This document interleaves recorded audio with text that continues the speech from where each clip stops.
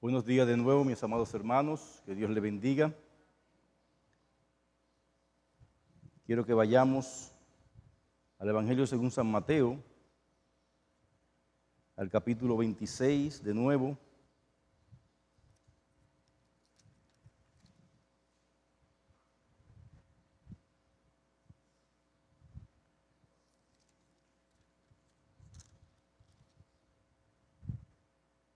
Versículo 47 al 56.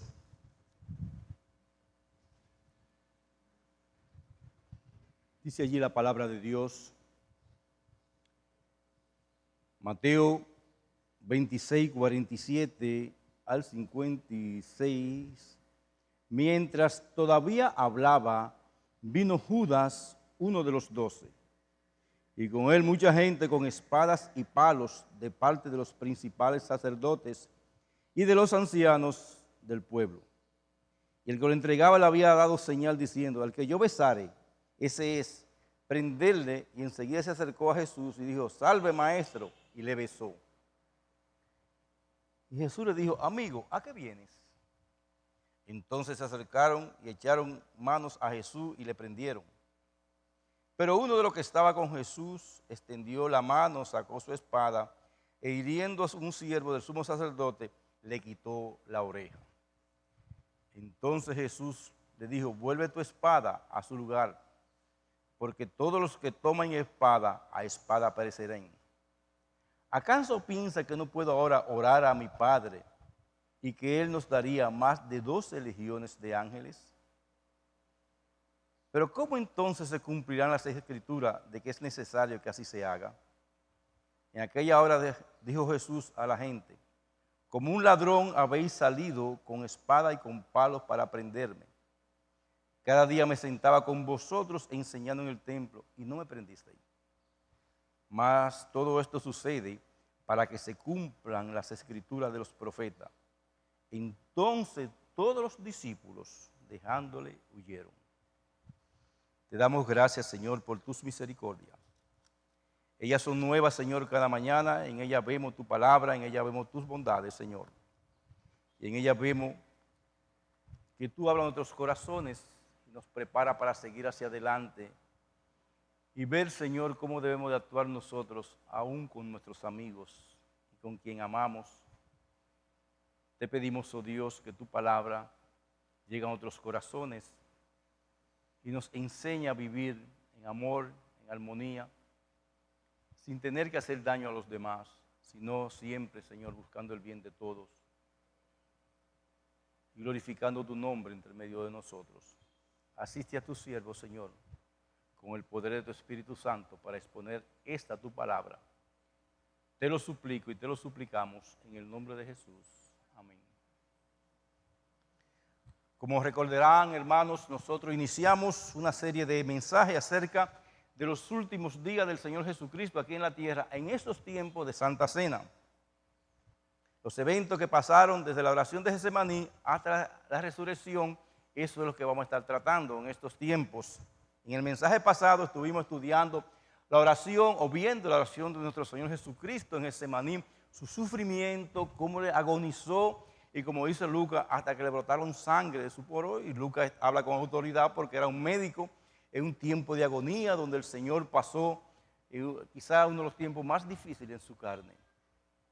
Muchos dicen que el gran sufrimiento de Cristo en Getsemaní era igual o mayor que el que pasó en la cruz del Calvario. Hoy veremos la traición de Judas. Y este mensaje lo hemos titulado de la siguiente manera: lo que podemos aprender de un beso falso, traidor e hipócrita.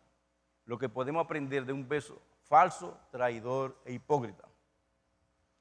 Hay una poesía que dice: ¿qué es el beso? Pregunta el mundo. ¿Qué es el beso? Preguntan todos.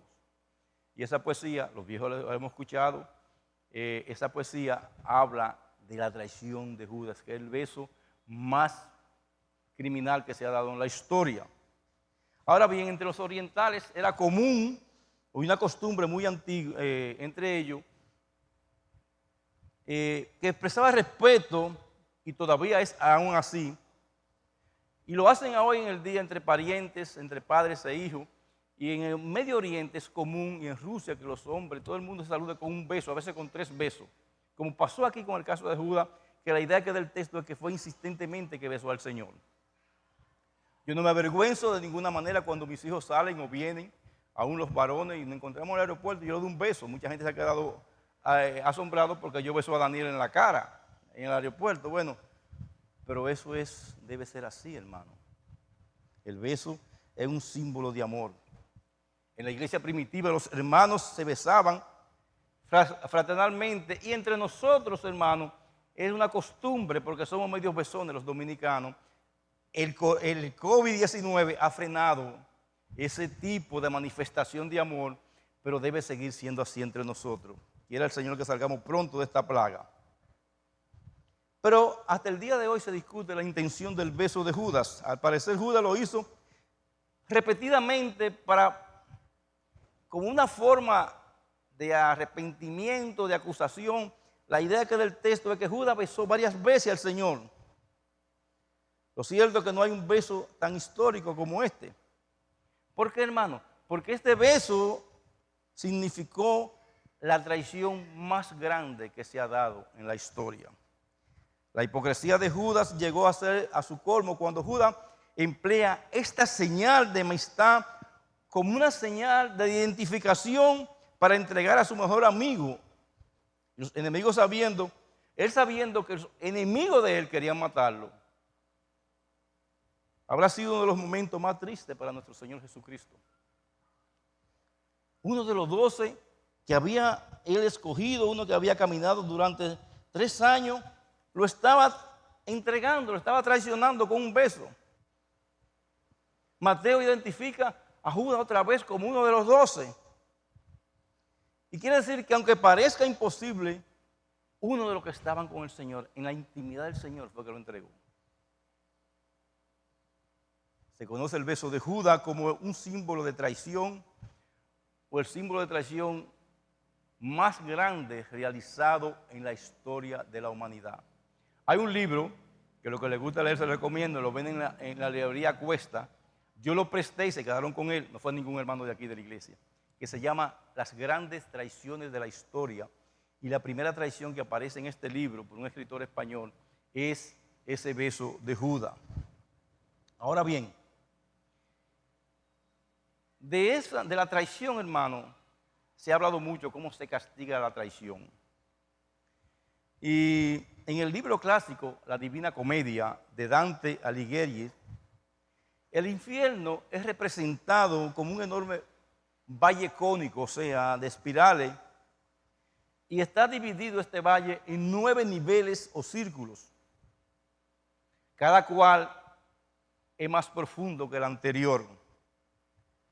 Para llegar a este valle hay que cruzar el río Aqueronte, y las almas lo hacen a través de la barca con Caronte. No sé si ustedes han visto esa imagen en una yola que va por un lago oscuro, ese Caronte llevando a los muertos a este valle.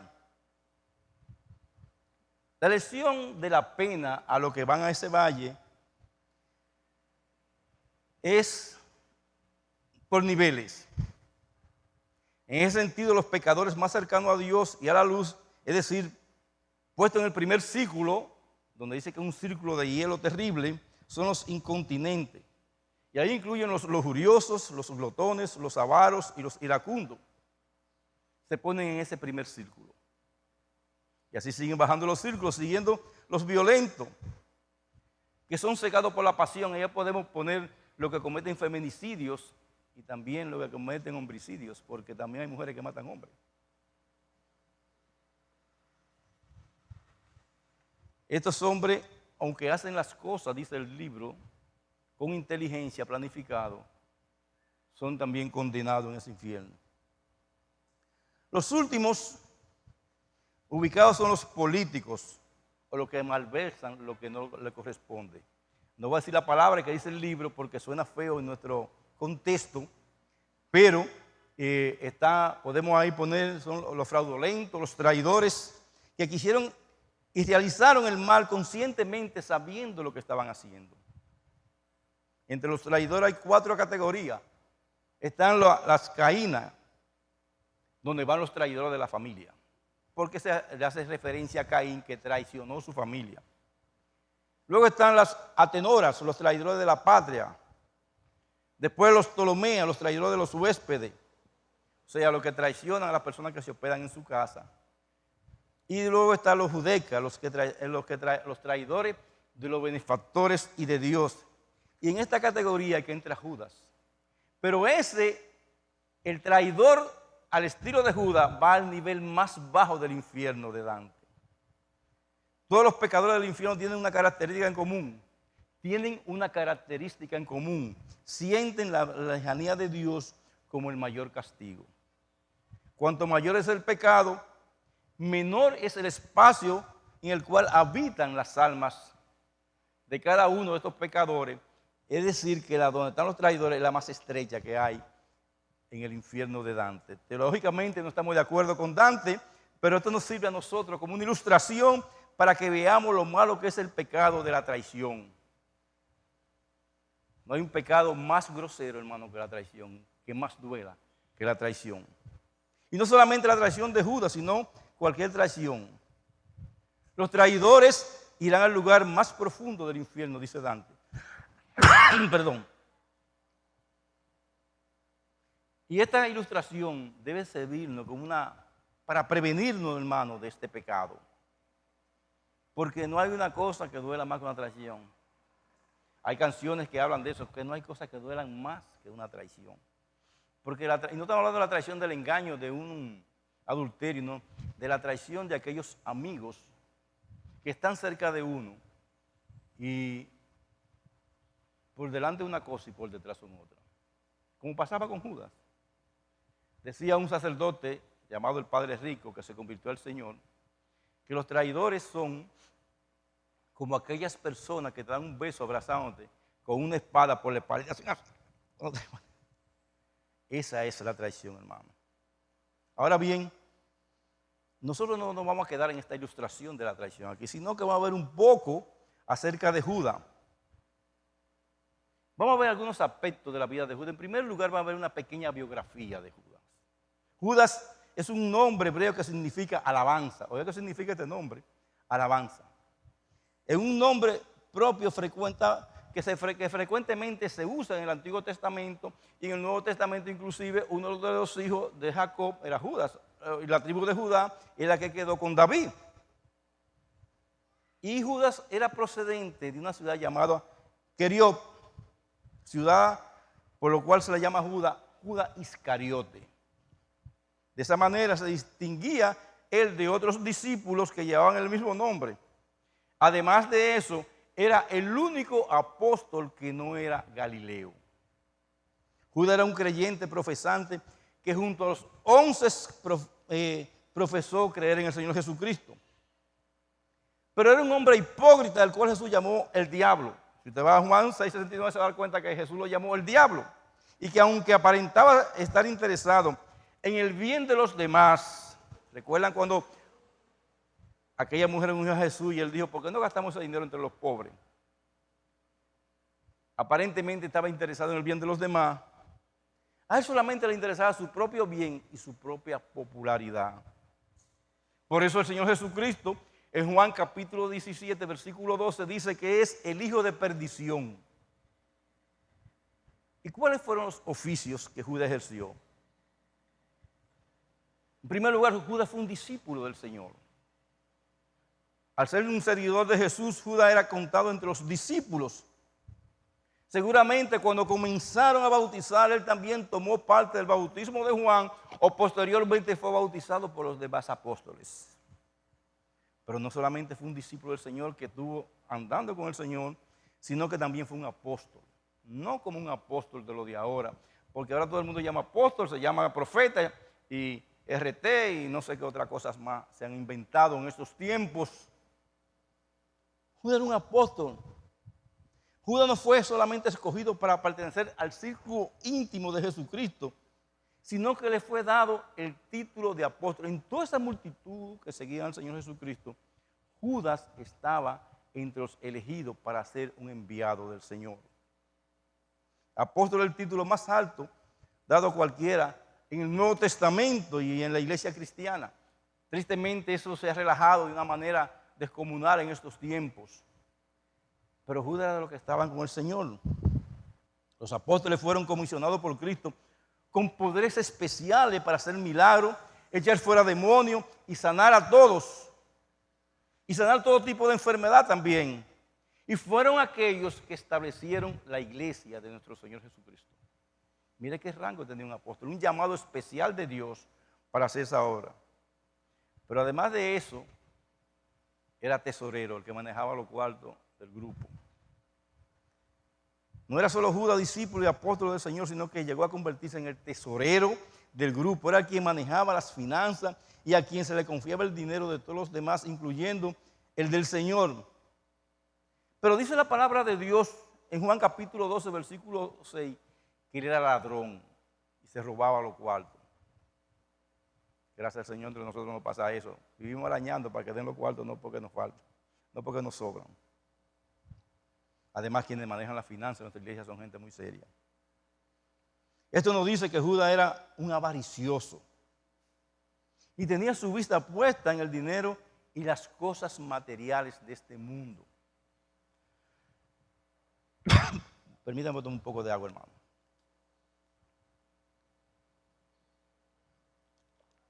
¿Y qué beneficios, en tercer lugar, con cuáles beneficios contaba Judas? Un buen trato. Judas fue siempre tratado bien por nuestro Señor Jesucristo. Lo escogió sabiendo que él sabía que lo entregaría. Él sabía que Judas lo iba a entregar y sin embargo siempre lo trató bien. Y eso es un principio para nosotros, hermano. Uno sabe de personas que lo tratan mal, incluso que hablan a espalda de uno, porque todas las cosas se saben. Debemos, por todos los medios, hermano, ayudar a aquellos que nos hacen mal. ¿Por qué razón? Porque tú vences con el bien el mal.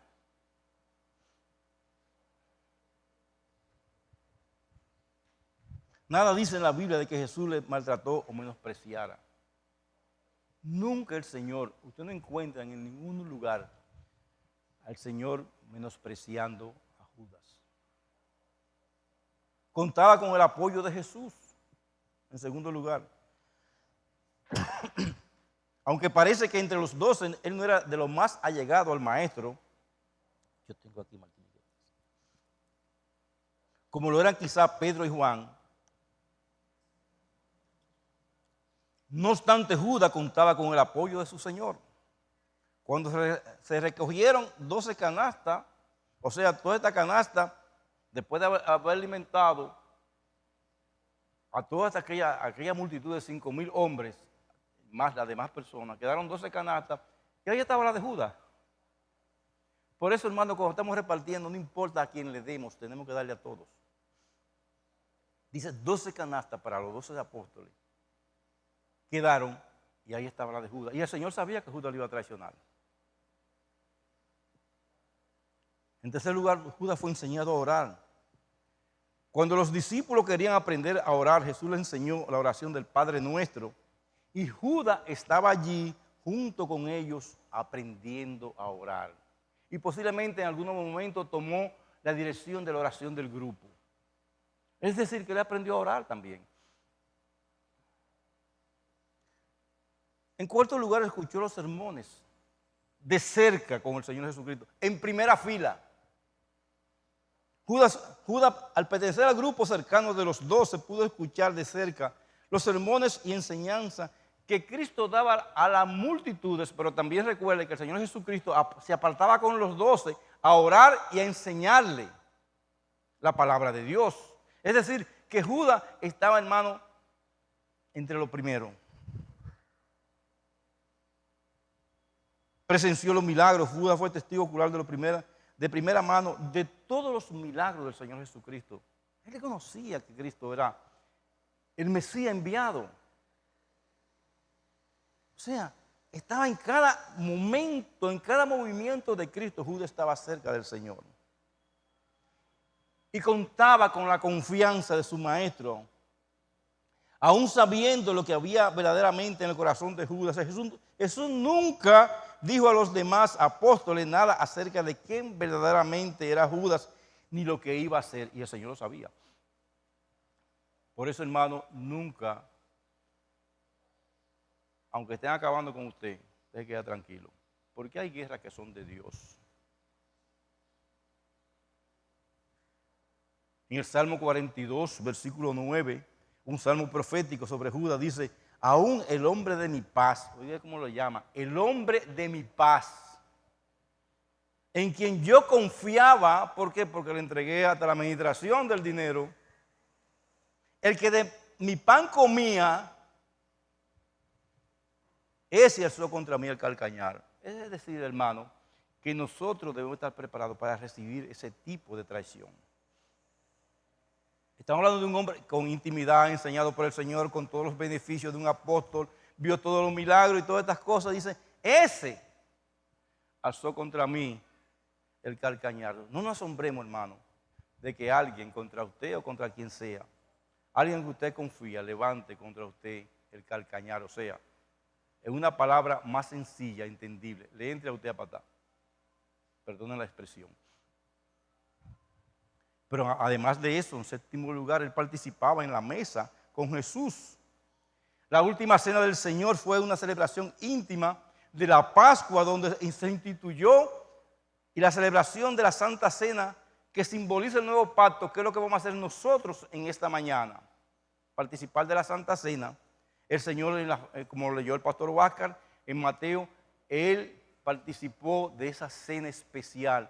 Entonces se instituyó el segundo sacramento de la iglesia. Bueno, primero es el discípulo, después el segundo, este sacramento. Ese día Judas estaba allí junto con los 12. Y Jesús comió en la mesa juntamente con Judas, su enemigo. Jesús comió con su enemigo, hermano, y lo trató igual. Y le digo algo, en Juan se nos narra que el Señor lavó los pies de los discípulos. El Señor lavó los pies a Judas.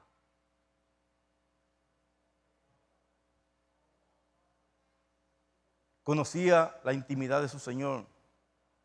Conocía, hermano, la forma íntima de su Señor manejarse y dónde iba. Porque dice la Escritura que sabía el lugar donde Jesús se apartaba en Getsemaní, porque había estado allí muchas veces con él, porque era un lugar normal para ir a orar.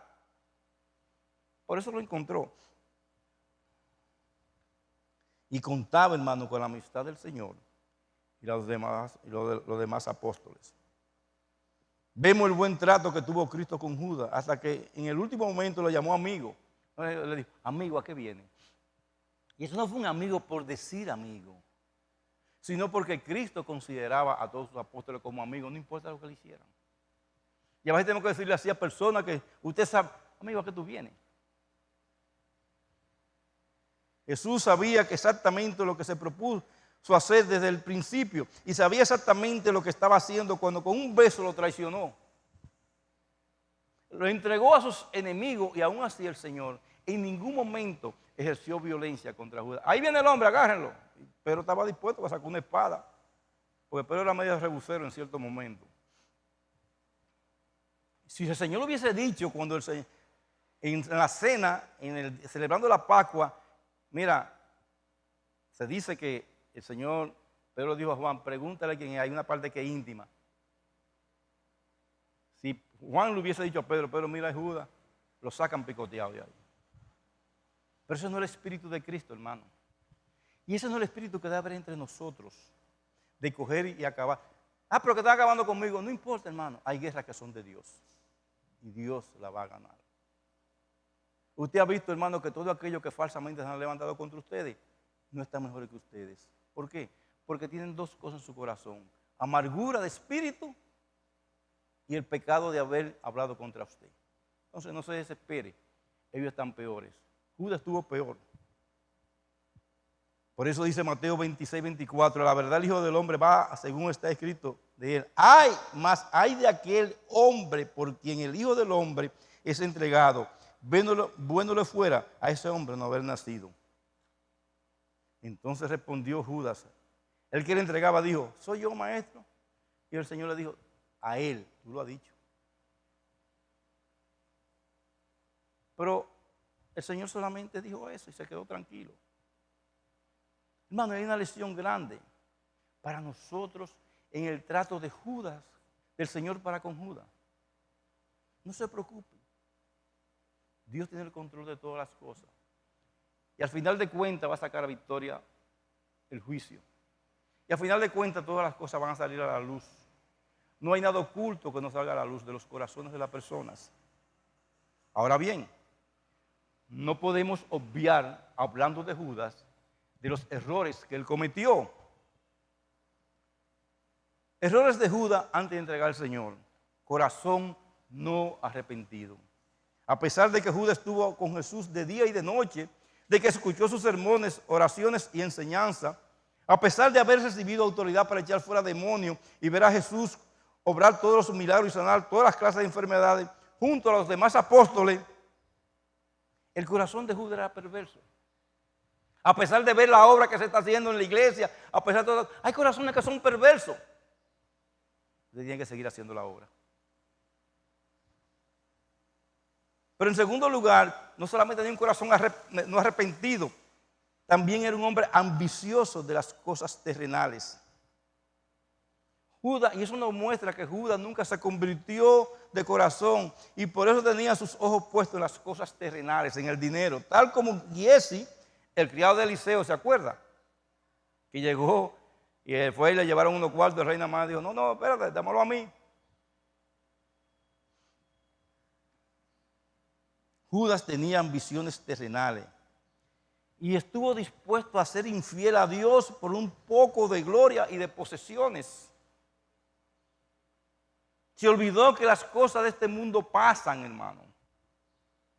Judas amaba al mundo y las cosas de este mundo. Amaba más al mundo y las cosas más de este mundo, más de lo que amaba a su Señor. El apóstol Juan nos dice que el que ama al mundo y las cosas de este mundo, el amor del Padre no está en él. El amor del Padre no estaba en Judas porque su amor estaba dedicado a los bienes terrenales. Por eso cuando los líderes religiosos buscaron quién traicionara a Jesús, le ofrecieron unos cuartos a Judas y dicen, Judas es un hombre medio... Sabían que Judas era un hombre ambicioso. Y sin saberlo, Judas se convirtió en la herramienta de Satanás que, según dice la Biblia, entró a él para que al fin Judas hiciese lo que planeaba hacer. Ambición, en último lugar, del dinero. Traicionó a su maestro por solamente 30 piezas de plata. ¿Usted sabe qué era 30 piezas de plata? El precio de un esclavo en aquellos tiempos. Trayéndolo a estos tiempos serían como $12,000. Yo sé que muchos dirán, para todo eso mucho cuarto. Cualquiera hace cualquier cosa por $12,000. Pero vender a su maestro por dinero. Y Judas traicionó a su maestro entregándole a las autoridades y líderes judíos de su tiempo para que lo mataran. Pero hay algo, hermano. El dinero mal habido no se disfruta. Después Judas no encontró qué hacer con los cuartos y lo botó y se ahorcó. ¿Por qué? Porque era un dinero, hermano, de traición. Usted no se da cuenta en las personas que están con droga y que, mira, anoche mismo hicieron un allanamiento en La Vega por un señor que dirigía un lugar de eléctrico aquí en el país y eso fue vergonzoso lo que pasó y se dice que tenía una bóveda llena de dinero. No lo disfrutó. No supo hacer las cosas, hermano. Vendió su familia y su alma por dinero. Y eso hacemos muchas veces nosotros. Es igual cuando nosotros jugamos con el Señor y anteponemos las cosas y los placeres de este mundo al servicio de nuestro Señor. Cambiamos el servicio de nuestro Señor por los placeres de este mundo. Eso es igual que vender al Señor. Por eso debemos tener cuidado, hermano, cómo nosotros nos manejamos. No solamente estoy hablando de dinero, sino cómo lo somos fieles al Señor en todas las cosas. Judas no le fue fiel al Señor en ninguna cosa porque siempre fue un hipócrita. Y aquí hay 3 lecciones que debemos aprender de Judas, todos los cristianos. En primer lugar, es posible estar cerca de Jesús y a la vez estar lejos. Oigan bien, es posible estar cerca de Jesús y a la vez estar lejos. Judas no amó a Jesús y prefirió las cosas terrenales, como muestra su traición a los lobos. No estaba realmente interesado en lo que el maestro enseñaba. Siendo honesto, lo que Judas creía era en esencia no era muy diferente de lo que hoy se conoce como el evangelio de la prosperidad. Vamos a hacernos ricos. Quería a Cristo como un medio para su fin personal y orgullo. Y por eso era seguidor del Señor Jesucristo. Él estaba buscando su propio bien. Puede imaginar a Judas desilusionándose a medida que conocía más a Jesús e incluso enojado creyendo que Jesús lo había engañado y que había desperdiciado tiempo siguiéndole a él. Mira eso ahora, y que va a morir. Por eso cuando llegó al punto en que se obstinó por fin y reconoció que Jesús no le serviría para sus propios propósitos, lo traicionó, mostrando que nunca fue un verdadero discípulo del Señor. Sin duda Judas fue uno de los hombres más privilegiados en la historia, hermano. Caminó 3 años, como decíamos, en la cercanía de Jesús, testigo de los milagros asombrosos, e incluso predicó junto con los otros apóstoles. Pero nunca valoró ni amó al Señor Jesucristo. Y esto nos enseña algo, no importa lo que yo haga, si no amamos a Cristo, no estamos haciendo nada. Jesús muchas veces habló cosas que se aplicaban a Judas. Por ejemplo, en Mateo capítulo 6, vayamos allá. Mateo 6, versículo 19 al 24, dice allí la palabra de Dios: no hagáis tesoro en la tierra, donde la polilla y los orín corrompen y donde los ladrones minan y hurtan. Sino haced tesoro en los cielos, donde ni la polilla ni el orín corrompen y donde los ladrones no minan ni hurtan. ¿Por qué? Porque donde está nuestro tesoro, allí está nuestro corazón. La lámpara del cuerpo es el ojo, así que si tu ojo es bueno, todo tu cuerpo estará lleno de luz, pero si tu ojo es maligno, todo tu cuerpo estará en tinieblas. Así que si la luz que en ti hay es tiniebla, ¿cuánto no serán las mismas tinieblas que habían envuelto a Judas y envuelven a muchos creyentes? Y dice, versículo 24, ninguno puede servir a 2 señores, porque aborrecerá al uno y amará al otro, o estimará al uno y menospreciará al otro. No podemos servir a Dios y a la riqueza. No está diciendo que no seamos ricos, pero que no sea un medio para servir. Mira, hermano, nosotros conocemos personas ricas que nos ayudan en todos los ministerios que tenemos. Y hablando con una de esas personas que nos ayudan, ahora me llamó para Año Nuevo y le di gracias al Señor porque no tenía por qué hacerlo. Y hablamos de todo lo que se había hecho con la ayuda que ellos han dado. Y dijeron, no quiero que nuestro corazón sea amarrado por nuestra riqueza, me dijo, sino que podamos seguir sirviendo. Pero Judas también sabía lo que dice Mateo capítulo 7, 21 al 23, dice allí la palabra de Dios.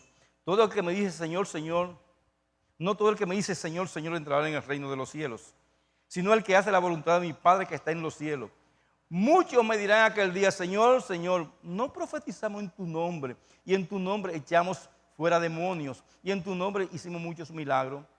Y entonces le declararé, nunca os conocí, apartado de mí, hacedores de maldad. Y está hablando de personas sentadas en la iglesia.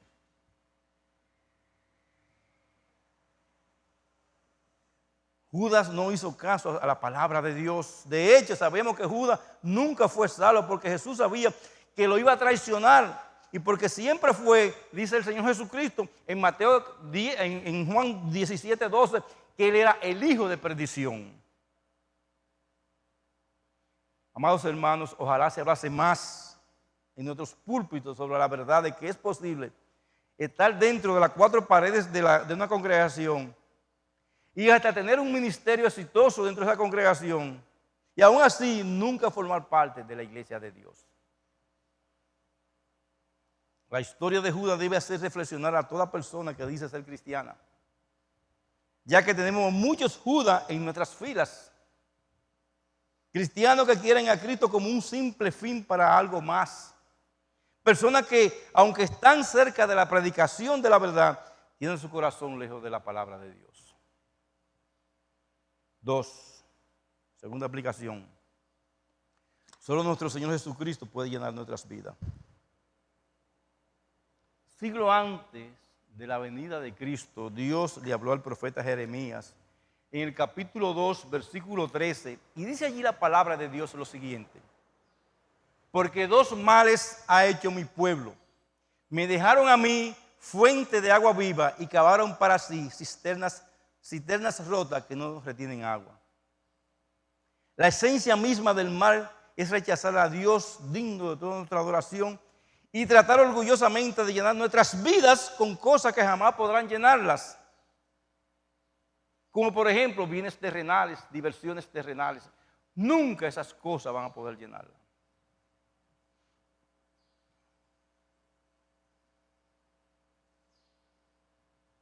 Tengo un hermano que amo profundamente, mi único hermano de padre y madre. Se ufanaba de ganar millones de dólares y lo ganaba. Ayer hablé con él y él era el orgullo de la familia por todo lo que hacía. Las condiciones de vida de él es de que tenemos que irlo a socorrer porque si no va a perecer. Porque las cosas materiales no llenaron su vida y se envolvió en más diversiones del mundo y más cosas. Y hoy está con un corazón desgarrado que necesita solamente a Cristo, si es que quiere aceptar a Cristo. Judas representa perfectamente estos males de lo que habla Jeremías y de lo que vemos diariamente. Él creyó que era mejor tener un puñado de moneda que tener a Cristo. Luego vio el error que cometió, pero en vez de arrepentirse, como hace mucho, decidió quitarse su propia vida. Y Judas es un claro ejemplo de que en realidad de nada sirve tener cosas materiales sin tener a Cristo. De nada sirve tener cosas materiales sin tener a Cristo. Una frase que se le atribuye a Charles Spurgeon dice: quien le sirve a Dios por dinero, le servirá al diablo por un mejor salario. Esto se aplica a Judas y es una advertencia para todo lo que aparentemente es cristiano, pero no lo es. Y la victoria más grande de Judas y de Satanás se convirtió en su peor derrota de ambos, porque Satanás creía que iba a triunfar con Judas.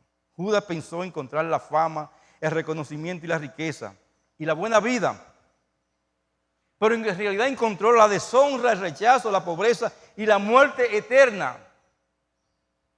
Por eso la Biblia nos advierte a nosotros, no sea que haya algún fornicario profano como Esaú, que por una sola comida vendió su primogenitura. Nosotros no podemos vender la gracia de Dios por las cosas de este mundo, hermano.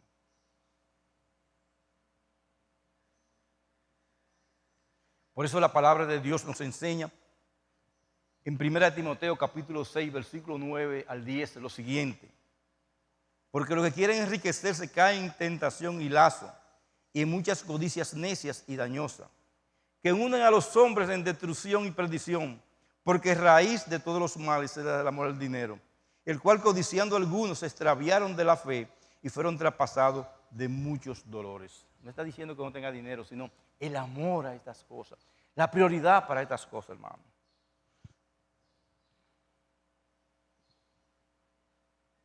Perdemos la vida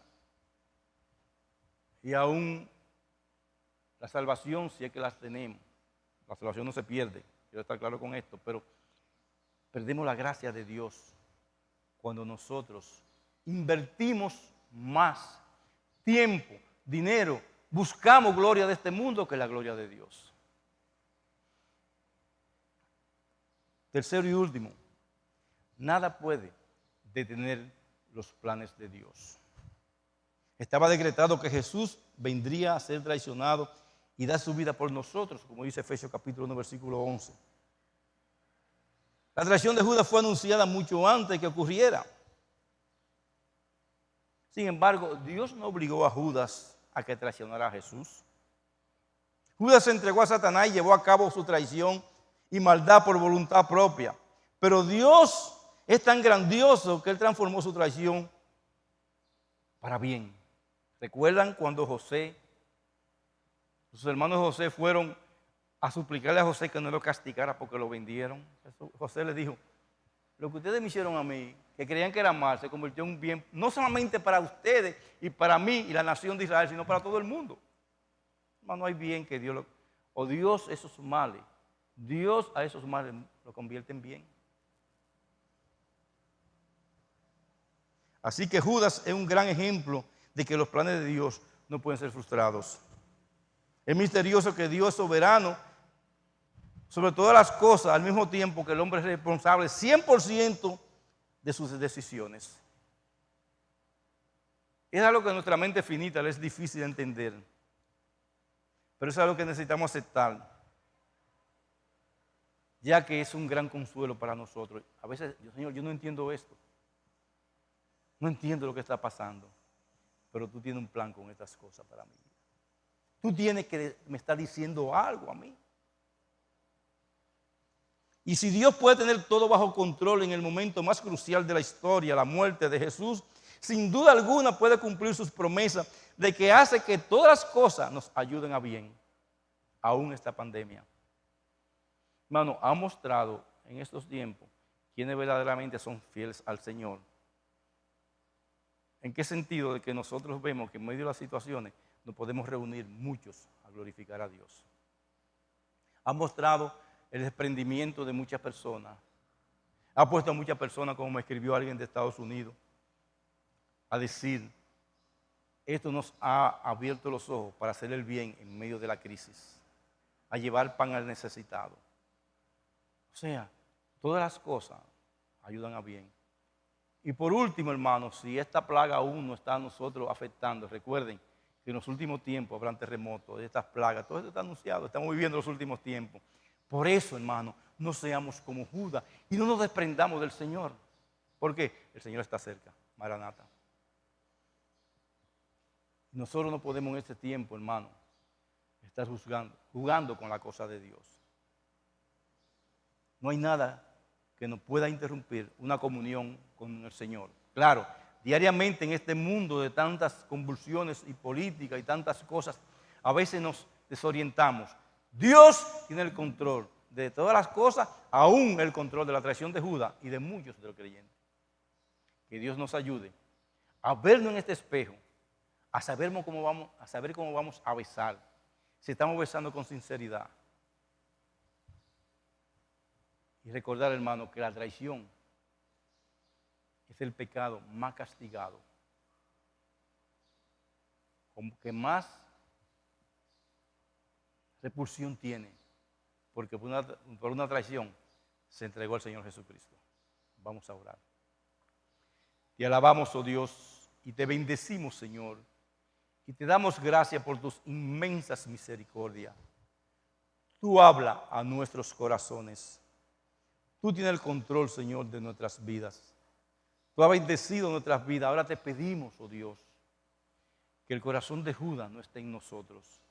Que la actitud de Judas no domine nuestras vidas. Que seamos diferentes, Señor. Que glorifiquemos tu nombre sobre todas las cosas. Y en estos tiempos de tantas dificultades, Señor, sigue bendiciendo tu iglesia.